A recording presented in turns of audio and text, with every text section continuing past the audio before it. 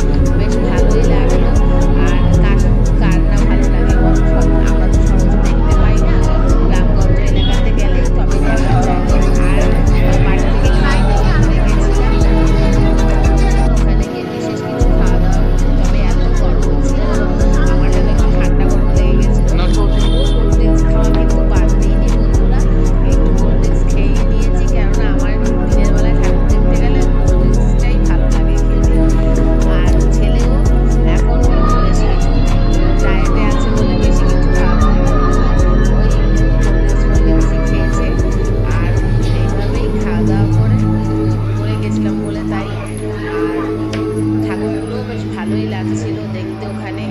ওখানেও বেশ ছোটো বড় অনেক ঠাকুরই হয়েছিল আর খুবই মজার লাগছিল। টাটা বন্ধুরা।